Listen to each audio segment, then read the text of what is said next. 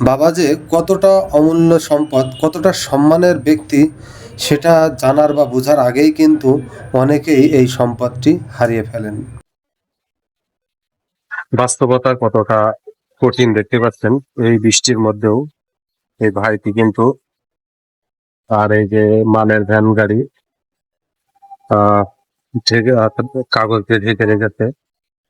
আপনার সে নিজে ভিজে ভিজুক, কিন্তু তার মালটা দেখেন একেবারেই পরম যত্নে তার যে ভ্যানের ভ্যানের যে লিচুগুলা কাগজ ধরে রাখছে, যেন লিচুগুলো কোনোভাবে নষ্ট না হয়ে যায়।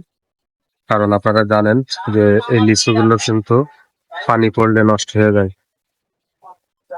ওই ভাই, কি অবস্থা, বেচা বিক্রি কি অবস্থা? সেটা তো দেখেই বোঝা যাচ্ছে। সে তো আজকে তো তাহলে পুরো লস প্রজেক্ট হয়ে যাবে।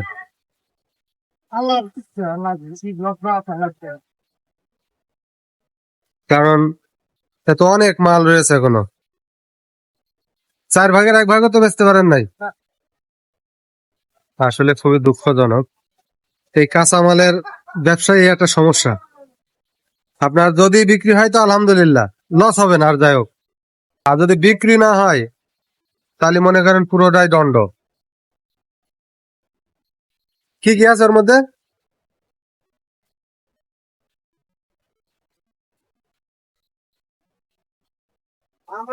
শোনা যায়নি। আমার লিচু না? আমি ওই যে বিন্দুদার ওখানে আমগুলো খাইলাম, অনেক মজা তো।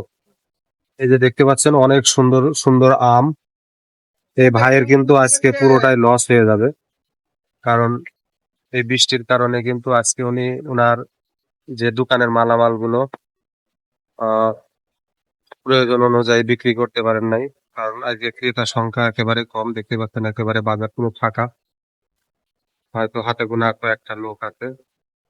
এদিকেও দেখতে পাচ্ছেন, এদিকেও একবারে ফাঁকা। তো দেখতে পাচ্ছেন ভিতরে লিচু গুলো কিন্তু ভিজে যাচ্ছে। আর আপনারা জানেন এই যে লিচু আমে পানি পড়লে কিন্তু এই লিচু আমগুলো নষ্ট হয়ে যায়, যার কারণে এই ভাই পলিথিন নিজের হাতে যত্ন করে ধরে রাখছে। কারণ সে নিজে ভিজে বুঝুক, কিন্তু লিচু যেন না ভিজে, নাকি?